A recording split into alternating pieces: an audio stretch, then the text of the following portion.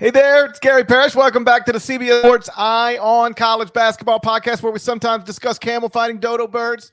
And Leaky Black Matt Norlander is here with me. If you're watching on YouTube, please smash the like button like you're Brandon Davies. You have consent while you're smashing. Let me remind you what we've got going on over a 10-week span. It's called the Summer Shootaround. It's a series during which we're going to focus on 20 notable teams over a span of 10 weeks, 2 per week, 20 teams in 10 weeks. We're doing the schools in alphabetical order. You got all that? It's 20 in 10 weeks. Dead leg. Alphabetical order. We've already knocked out Alabama, Arizona, Arkansas, Auburn, Baylor, Creighton, Duke, Gonzaga, Houston, Indiana, and Kansas. Now we turn our attention to the Kentucky Wildcats. They went 26-8 last season, finished tied for second in the SEC, got a 2 seed in the NCAA tournament, and then, woo. What happened? What happened? Woo! Ah! Ah! Ah! They lost to the St. Peter's Peacocks in the first round of the NCAA tournament. From that team, they no longer have Ty Washington, Kellen Grady, Keon Brooks, Davion Mintz. So that's 4 of the top 6 scorers. But National Player of the Year, Oscar Tshiebwe, is back. So is point guard Xavier Wheeler. That's 2 of the top 5 scorers. And UK also has the 5th best recruiting class in the country set to enroll. I like the team. I've got them ranked 4th in the top 25 and 1. We'll see what Norlander thinks of John Calipari's Wildcats momentarily. First, though, a word from our partners. Starfleet, get to Starfleet. Prepare for Warp 10 excitement. Yeah! This is an unauthorized launch. It is the greatest adventure of your life. These broken rocks are reading our nightmares, but I don't like my nightmares. Behold! So magical. Whatever happens, We're in this together.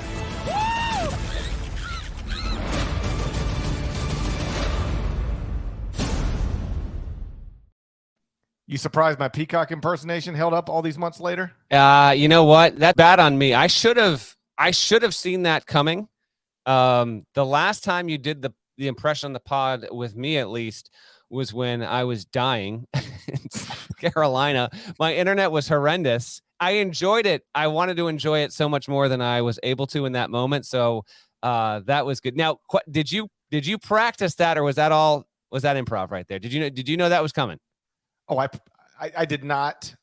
I did not.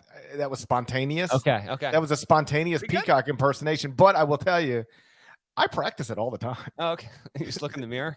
Yeah, like I just be driving down the road. I'll just start doing a Peacock impersonation because I don't ever want to lose it. You know. Yeah. You know how if you have this skill, but then you don't go to it very often, you'll lose it. Yeah. I don't want to lose that skill of being a Peacock impersonator. So I practice every once in a while just to stay sharp. Man, and that originated, and we will get to your 2022-23 Kentucky Wildcats in just a minute here. They can't wait. Kentucky fans can't wait for us to turn the page on this. But first, let's revisit the St. Peter's loss. Let's go back to it's midway through the first half, and I'm sitting there thinking, anyway, this whole thing originated, I think someone on Twitter asked if you would do the noises, and then I hit up Nada because you were in studio, right? And I was like, I'm going to ask Parrish to do this peacock noise, and I don't think he's going to do it. And lo and behold, did you ever? I had seen the tweet as I was in a car going from the studio back to my hotel. And then you looked it up on YouTube or something. Yeah, and I was like, I don't even know what a peacock sounds like. And so I looked up peacock sounds on YouTube, and I was like, I think I can maybe do this. I think I can impersonate a peacock. And so I didn't. I don't know if I practiced in the car because I thought that might have been super weird for my driver. But I got to a point where I felt confident that I could do it. If you go back and revisit that clip, you were asking from a place of uncertainty, like, will you do this? Yeah. And my response was like, watch this. Will I? Not only will I do it, I'll do it well. I'll do it brilliantly. Just incredible, man. Like, if Saturday Night Live, they've got all these actors that do these impersonations. Like, if they could ever come up with a place for a peacock, I feel like that would be my opportunity to maybe become a cast member at Saturday Night Live. Wedge yourself right in there. Yeah. Like, I can't impersonate Donald Trump or Joe Biden or, the people that they typically impersonate, but I can do a peacock. And so you just got to write to my strengths. They lost Pete Davidson. They need somebody. Why can't I be the next Pete Davidson? Okay. Feel like that inspiration might be coming from a different place. All right, Kentucky. You've got him. I'm gonna agree with you here. I'm way in on this team. Now, despite losing all it lost, bring back National Player of the Year Oscar Tshiebwe, who can he rep? All right, let's just start there before we get to the rest of the roster, get to the schedule, win predictions, get to Calipari and all this stuff. Is Tshiebwe going to repeat as National Player of the Year? Let's make the prediction right here, August, mid to late August of 2022. Will that happen? Are we going to have back-to-back National Player of the Year in men's college basketball for the first time since? Geez, I'd have to look this up. It's been trivia time. You got it? Yes, I got it. All right. Who was the last player? Let's just go player. Who was the last player to win back-to-back Naismith Awards? I'm gonna say Bill Walton. Naismith. Yeah, I'll say Walton. Naismith, I think, was established. Happened more recently than that. It happened in the 80s. Happened in the 80s. Yeah. Ewing? No, he was a Naismith Player of the Year, but never did it back-to-back. Okay. Give me 2 more guesses. I feel like I should be able to get this in 4. Back-to-back Naismith winner. This person won it while Patrick Ewing was in school at Georgetown.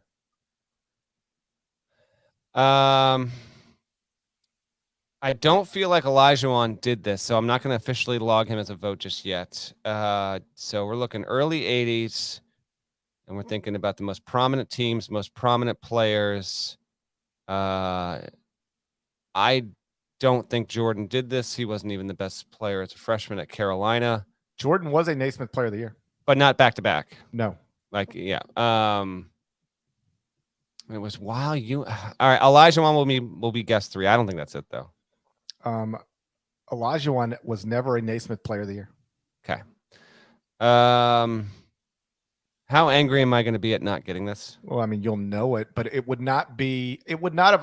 Oh, you know what? I got it. I got you. Ralph Sampson. It is Ralph Sampson. Yeah, I got you. Yeah. He won it 3 straight years. Yeah, that's what it was. That's a ridiculous. 81, 82, 83. While I was looking this up, the other thing I noticed is that the National Player of the Year in college basketball used to be a future NBA star. Like in this range, you've got Larry Bird, Michael Jordan, Patrick Ewing, David Robinson, Ralph Sampson 3 times. And now like our players of the year are Luka Garza, Obi Toppin. Yeah, baby.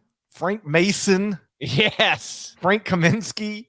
Oh, Doug McDermott, Trey Burke. Like the last, unless you count Zion. And I guess you can. You got it. He's an NBA star. Yeah. He never plays, but he's a star. The last National Player of the Year to like be a legitimate NBA star is Anthony Davis in 2012. I mean, Jalen Brunson's a very good NBA player, but he's never even been an all-star. It changed the entire trajectory of the Knicks, man. What are you talking about? We'll see. I hope so. But yeah, it's like Anthony, we haven't had a Naismith National Player of the Year develop into a legitimate NBA star outside of Zion. Develop is carrying. Yeah, outside of Zion. Yeah. The last one was Anthony Davis, which was more than a decade ago, which is just sort of interesting because, like, you know, Naismith Award became a thing in 1969. That was Lou. Well, he was a thing in the 1890s, but I know what you're saying. The award. He was no 2-year-old Tony Hinkle. I was trying to think of that. I couldn't think of 2-year-old Tony Hinkle. Could you not? How dare you? I forgot about 2-year-old. Unacceptable. You had Lou Alcindor, Pete Maravich, Bill Walton 3 times, David Thompson, Larry Bird. Like these guys are Hall of Fame level guys, and that's not really who the National Player of the Year has become over the past decade or so. Either way. So if the question is, can Oscar do it? Will. Okay. Will. Well, my official answer will be no. Same. Because I just get literally everybody else. That's why you have to take everybody else. That's yes. Right. Yeah. But what is Oscar Tshiebwe clearly the favorite? How about this? I do not think he'll be if you tell me I can take literally every other player in the country or Oscar Tshiebwe, I'm taking every other player in the country. But who is most likely to be the National Player of the Year? I do think that is Oscar Tshiebwe because there's no reason to think he'll be anything other than the statistical monster he was last season. There's very few reasons to think Kentucky won't be very, very good. again this season. And that's the other thing. Kentucky was really good last season. It's just nobody remembers it because of the Peacocks. They finished 6th at KenPom. They were 5th in offensive efficiency, even though they didn't shoot the ball well from the perimeter. They won at Kansas by 18 points. That team was good last season. Yes. So I'm assuming they're going to be really good / great this season. I'm assuming Oscar is going to post the same kind of numbers, and that's National Player of the Year stuff. He averaged 17.4 points and 15.1 rebounds last season, became just the second player in basically 4 decades to average north of 15 points and 15.1 boards in a season.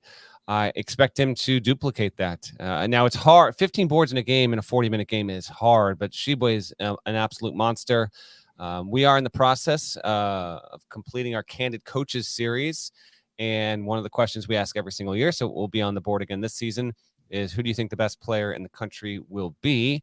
And obviously Tshiebwe has received some votes, but we'll see just how close his competition is. I will say on my returns, he is not running away with it. So it will be interesting to see. I will say he's going to be a first-team All-American. I'd be stunned if it would have to result in just a bizarre plot twist. Oh, by the way, this is random as hell. Like 2 nights ago, I don't know why. 2 nights ago, I had a dream that Bob Huggins was trying to recruit Oscar Tshiebwe back to West Virginia away from Kentucky. And like I was somewhere and they were like 30 feet away from me on a sidewalk, and Huggins got out of a van and he was having this like clandestine meeting with Tshiebwe. And I was like, I got to report this. But then again, like I got to wait until he's actually like he's back in West Virginia. And like it was weird, man. It was no incrimination of Mr. Huggins. None. But I did have that dream like 2 nights ago. Yeah. If I were Bob Huggins, I would try to recruit Oscar Tshiebwe. Sure, he probably is right now. Anyway, it would take something drastic, injury otherwise, for Tshiebwe not to be a first-team All-American. He will be the centerpiece. But what makes it interesting is, how much is he going to develop offensively overall? So much of his value came in being just a monster in the paint, wonderful rebounder, really good defensive player. I think he can actually get even better defensively. And then Kentucky was good because there were a lot of really nice pieces around it. Now, Severe Wheeler back. Cason Wallace is maybe your sneaky, not so sneaky, highly rated prospect. Maybe he winds up being the best freshman in the country. I think there's certainly potential there. CJ Frederick is going to be available finally via Iowa. And is this the breakout season for Jacob Toppin? Is Jacob Toppin going to emerge as... If Tshiebwe is going to be the best player, will we look up in mid-December, mid-January and see Jacob Toppin as the number 2 guy on this roster? I know Kentucky fans are really excited about this. He's shown well in the exhibition. They just, Kentucky went to the Bahamas, and, teams they were playing were the teams they were playing. I get all that. But offensively, they did look well. I don't know if you do or don't have some of that prepped for this pod, GP, but I was looking over it, and I think there are some good indications right now with what Kentucky can be on offense again. Toppin, they've got what's his name from Antonio Reeves from Illinois State, who was like a 19, 20 point per game kind of guy. And last season, Kentucky ranked 5th in offensive efficiency in the country. 5th. And this was after, we had heard how much they needed to revamp their offense going into last season. That worked coming off the 9-win season. I understand that Kentucky fans losing to St. Peter's, 9 wins the season before. Like Cal, I was on radio a few days ago in Louisville, I guess it was. And yeah, you can objectively say that John Calipari going into the season faces more pressure than he's ever had since being at Kentucky. And then really you go beyond that. This wasn't there at Memphis to the same level. Maybe Parrish, you can answer this. Maybe his first season at Memphis, but I can't tell you the last time Cal actually entered a season in college with as much on him as this season, which isn't to say he's on the hot seat. He's not. But just Kentucky fans, they don't take kindly to a 9-win season followed up by a loss to a 15 seed, no matter that St. Peter's wound up going to the Elite 8. I do buy into this team. I buy into the talent. I buy into Tshiebwe, and I think it's going to be a top 5 team in America. But that expectation paired with the results from the past couple of years, I do think offers up a very intriguing dynamic around this Kentucky team, particularly when as we've seen recently, and I know you talked about it on the episode that I wasn't on recently, like Cal's also made it, he makes it noisy every offseason, but like he's made it noisy in a way where it's kind of come back on him in ways that it hasn't in years before. And so no shortage of intrigue around Lexington as we get ready to head into the fall here. I would argue that John's never entered a season of college basketball under more fan pressure than he's under right now. Not to say that if they disappoint, he'll be fired. They owe him so much money, and I'd have a hard time seeing it go there. I'd never rule anything out, but I'd have a hard time seeing it go there. But there is no denying that the results have fallen off. The recruiting classes really haven't, but the results have.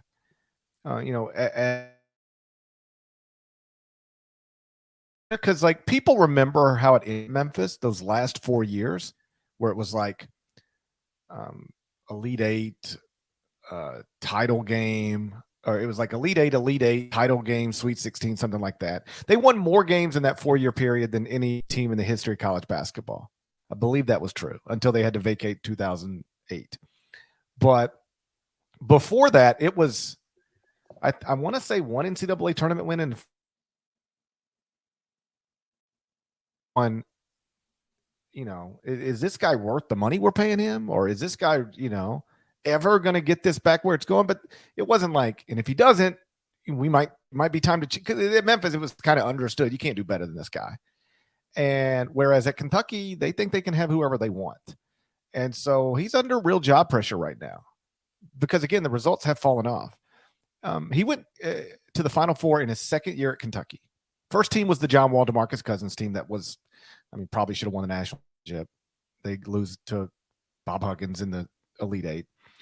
But he goes to the Final Four in year 2, win national title in year 3. He made 4 Final Fours in his first 6 seasons at Kentucky. That's crazy. 4 Final Fours, first 6 seasons at Kentucky. So that's where he set the bar. He made 0 Final Fours in the past 7 seasons at Kentucky. 4 in the first 6, 0 in the past 7. Hasn't won an NCAA tournament game since 2019. And 2 years ago, worst season in modern history. Last season, lost to Peacocks in the first round of the tournament.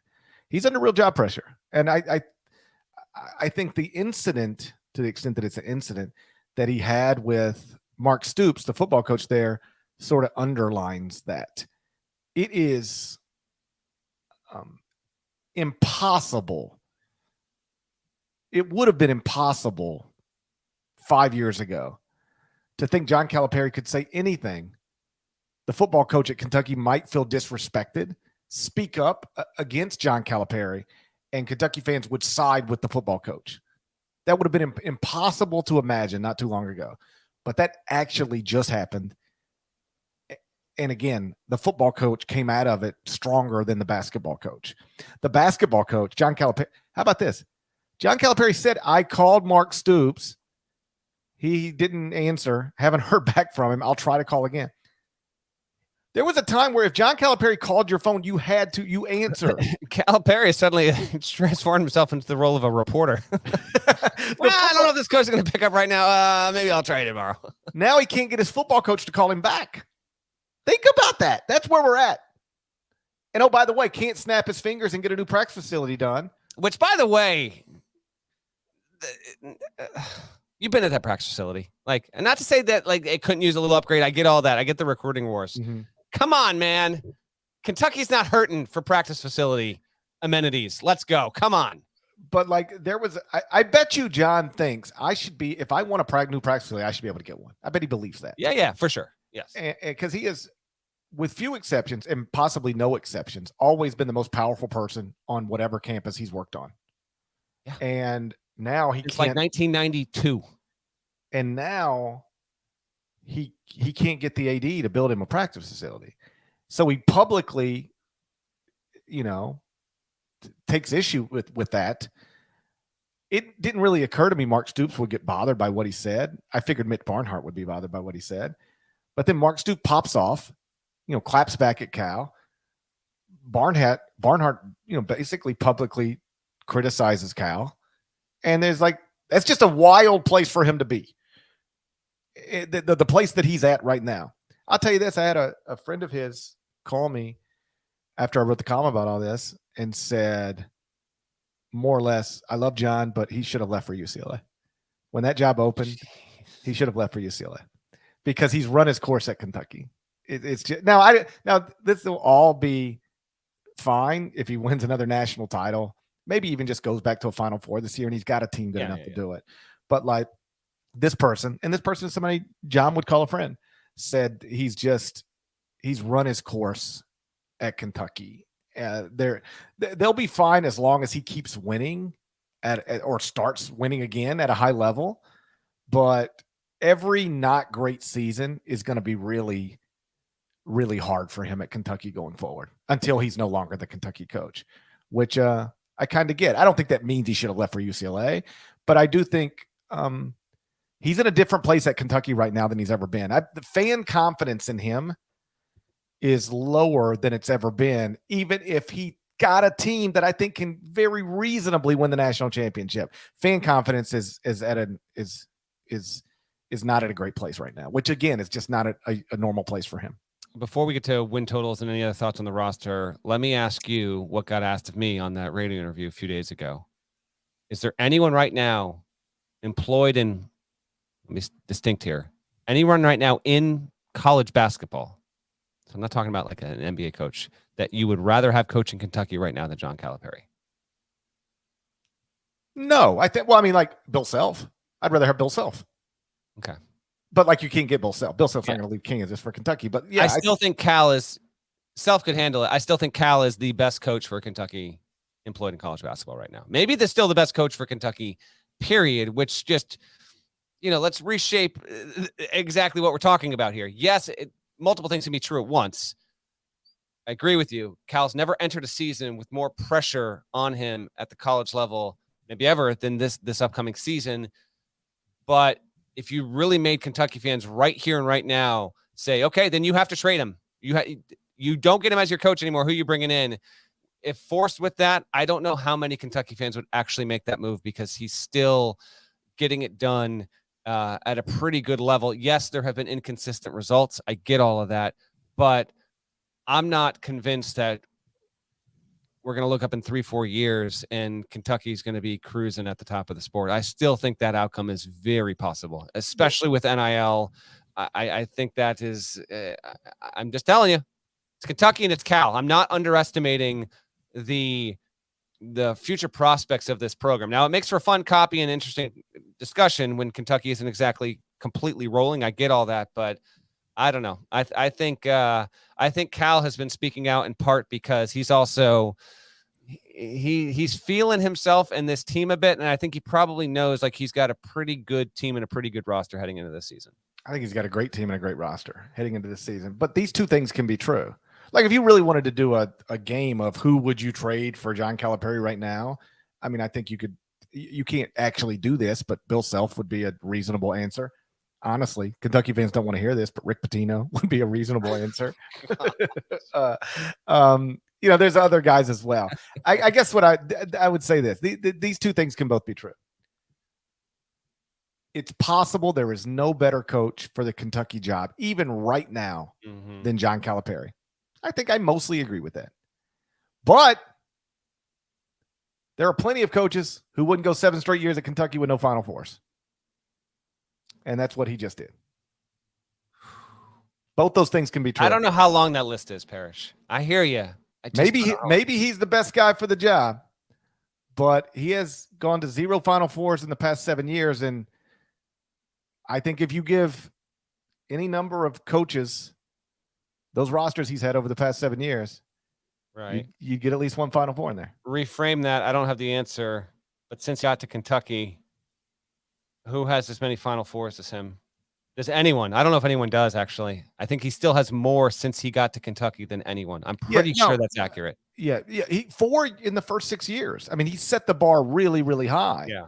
Like, he'd been better off spreading those 4 out a little bit. The reality is that's true. If you spread them out, it's a different tenor of discussion. Yes. Yeah. Like if he, instead of doing them like whatever, he did them 2011, 2012, and then maybe do 2015, sure, and then do another like in 2019.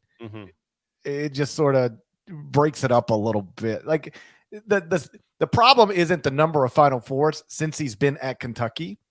The problem is he hasn't been to one since 2015. What have you done for me lately? Yes. And another problem is only one national title. I mean, that's a thing. And what complicates it a little bit? Bill Self winning a second national title.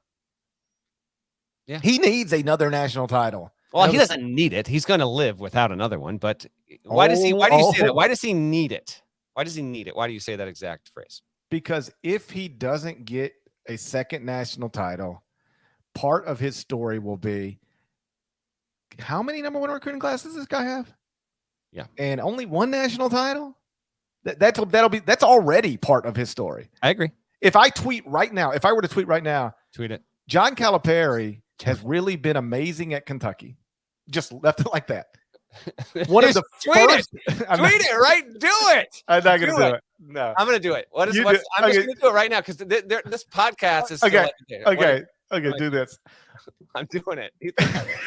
What am I tweeting? This is what you're tweeting. You know, when you think about it, John Calipari has been incredible at Kentucky. And I submit that within the first 5 responses, somebody will say, tell me how many national titles he's won again with all those recruiting classes. Something like that will pop up immediately. All right, here we go. When you think about it, John Calipari has been incredible at Kentucky. I'm just tweeting this out of nowhere. It's out there. I don't care. Okay. All right, it's out there. All right, let's continue. Okay, now let me call up Twitter. Let's see what happens. When you think about it, John Calipari has been incredible at Kentucky. I promise you, first 5 replies, one of them is going to be, it might be the first reply. Okay. Is going to be, tell me how many national titles this guy has with all those recruiting classes. That's about to pop up. Because that's where we're at. That's where we're at with him. That'll be part of his story if he gets stuck on one. You get to 2, it's a game changer. But if he retires with 1, that will be something people point at forever. I'm not saying it's fair or even sensible. I'm just saying it's a real thing. Fair. Okay. Fair enough. With that in mind, we might set the record on this one. We're trying to get in and out of these bad boys in like 20, 21 minutes. Quick thoughts I want your thoughts on the roster because I think Cason Wallace is going to be a baller.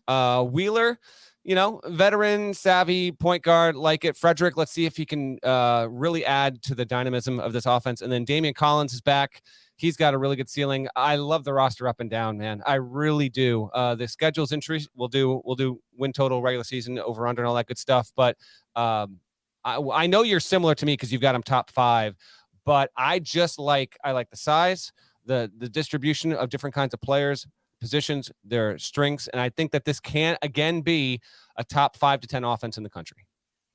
I like the roster. Got to see Cason Wallace at the Iverson game.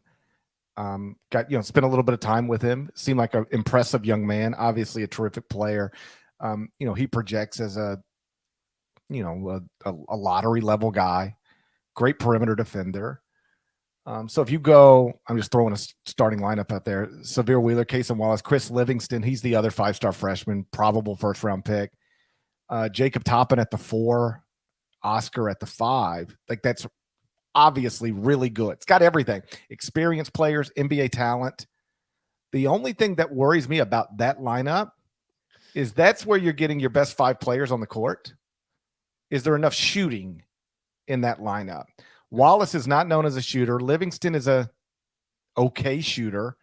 Toppin reportedly has improved his shooting and I think shot it pretty well in the Bahamas. But Wheeler's a non-shooter. And obviously Oscar's not a shooter.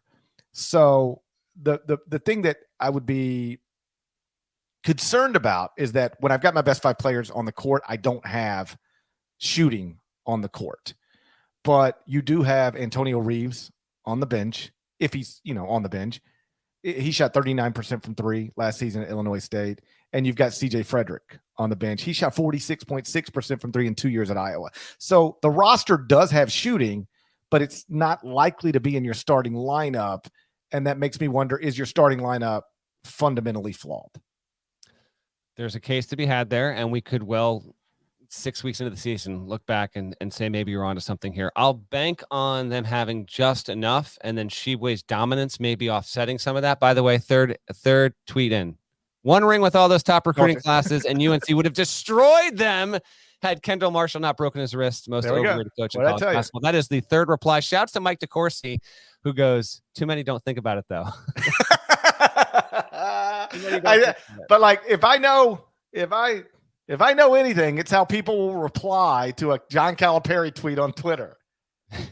I told you that's exactly what would happen. We got someone coming back. We beat him with a healthy Kendall Marshall. This is what's going to happen here. What I've done, and this is the glory of Mute the Conversation feature on Twitter, is that this is going to probably create some sort of back and forth between Carolina and Kentucky fans that I just have no interest whatsoever in. Okay, that in mind, win total regular season. Last season, Kentucky en route to a 2 seed won 25 games. Went 14-4 in the SEC, 25-6 overall prior to going into the SEC tournament. Here are as we record this, Kentucky has not released its full non-conference schedule, but I think all the big boys are set. I'm not getting any indications that there's another big-time opponent, although I'd always welcome it. Here's what Kentucky's done. Michigan State Champions Classic, quote unquote, at Gonzaga, November 20th. That will be okay. Neutral sort game. Neutral court game against. They're going to play Gonzaga in Spokane, Washington. It's how does KenPom designate this? Semi road, semi away, semi road game. I will never. We will never call that a road game. I'm never calling it a road game. You want to play a road game? Go to the kennel. Flying to the Pacific Northwest and playing in a venue that you can walk to from Gonzaga's campus, and I'd love for it to be at the kennel. I'm going semi road. I'll go semi road, and I actually think for the committee's purposes, they will treat that as a road game. I think that's a good question though. Maybe they won't. I'm calling it neutral court. All right, December 4th. I still don't know why this is happening. Michigan and London, O2 Arena. This game was supposed to happen 2 years ago. Thanks to COVID, it's gotten pushed, but they're playing it this year. Kentucky versus Michigan in London. I checked the ticket situation on this. Like 70% of the venue still hasn't sold tickets for this thing. I don't know what. Maybe it'll get better as we get Big closer. Blue Nation will go anywhere, but they ain't flying to Europe. Or maybe they will. I don't know. Some of them will, but I don't know. But that's a really tasty matchup there. And then surprised John didn't want to play Gonzaga in London. Like, you come to Rupp, we'll play you in London. We'll play you in Paris. Fiji. We'll play you. What if John tried to get home and homes, quote home and homes, but it was you have to go to Rupp and then we'll play you in Europe. Caracas. All right, you come to Rupp next season, and then we'll play you in Barcelona the following year. Home and home series. Oh man, let's get a true home and home going with Indiana, but we're going to Zurich. Yeah, exactly. Michigan, Hunter Dickinson, Oscar Tshiebwe could be really good. December 17, CBS Sports Classic is coming to the Garden this year, so they will play UCLA and Mick Cronin. Which could be pretty good. Jaime Jaquez might be a top 10 player in America. We'll see. And then they've got, the date of the Louisville game gets, bargained every year.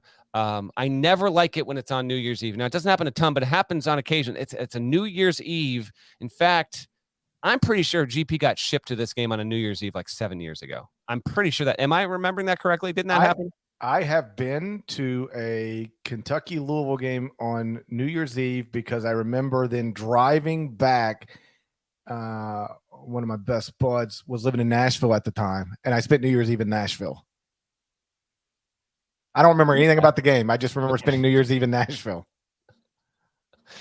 Okay, fair enough. So that's on New Year's Eve, and then they're going to get, as we mentioned in the Kansas pod, Rupp will host the Jayhawks last weekend of January for the annual Big 12 SEC Challenge. That in mind, those are your non-conference big ones. Michigan State, Gonzaga, Michigan, UCLA, home to Louisville, home to Kansas. Not a true road game in the mix there, so a little bit of the Coach K philosophy for Cal here. I do like this team. SEC will be good. Mark me down for a repeat regular season record. I want to go 26, but I don't think I can go 26. SEC should still be good enough at the top where they're going to get picked off a few, and that is enough relatively ambitious non-con schedule. 25-6, 2 consecutive seasons for Kentucky, 2 seed again heading in the NCAA tournament. What is your number for Calipari's Wildcats, GP? 2 non-league losses. You love 2 non-league losses. You cannot get enough of this. You can't get enough. I think they'll lose on a neutral court to Gonzaga. And then they'll lose another one. I don't know which one. You want to pick it? Okay. I don't know which one. Like, I will pick them to win every other non-league game. I just assume they'll lose another one somewhere. But I'll pick them. Like if you told me go through each game, win, loss, I'd have them losing the neutral court to Gonzaga and winning all the rest of them. But I don't think they'll win all the rest of them. I think they'll lose another one somewhere. So 2 non-league losses and then 14-4 in the league. So that puts me at what? 25-6, same thing? There we go. I'm 25-6, 1 seed in the NCAA tournament. Ooh, that's conceivable. Depending on how you get to that 25, they could certainly. I assume if you're doing that, you're saying SEC. Although, what are we kidding? Winning the SEC tournament means nothing. So yeah, no, that doesn't matter. It doesn't have any impact on where Kentucky would be seated. So yeah, I think in the regular season they're going to be a lot like they were last year, which is very, very good. But I do think they'll be the conference champions. I've got them picked first in the SEC. And then it'll come down to, like, you can't goof it up in that single elimination tournament again, or else it'll get real tough.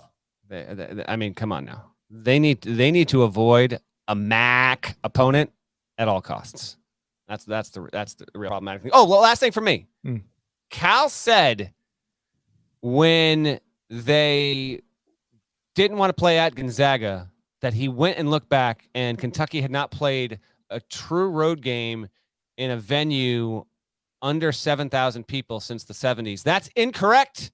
Shocking. They played Bobby Moe in the NIT in the Nerlens Noel year, and they lost. What he would say to that is, I know. We didn't schedule it. That's exactly right. First off, he did not go look this up. He doesn't look things up like that. All right. But what he would say, because I thought about that, and I know what he would say. That's not one we scheduled. We didn't schedule that. We were told you got to go play there. But they did do it. They did do it. Yeah, I was about to tell a story, but it's an unnecessary story. Let's get out of here. Shouts to Devin Downey. Shouts to Chester, South Carolina. Shouts to Huck. Shouts to Larnell. Thank you guys once again for listening. Eye on College Basketball Podcast. If you're not subscribed, please go subscribe anywhere you subscribe. What happened?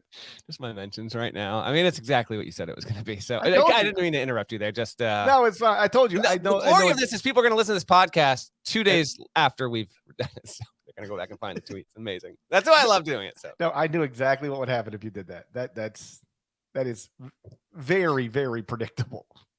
If you're not subscribed, please go subscribe anywhere you subscribe to podcasts, including Apple Podcasts and Spotify. There's more of us than there are of them. Make it reflect that in the comments over at Apple. If you're not subscribed to the YouTube channel, go ahead and knock that out right now. We'll talk to you again real soon. Till then, take care.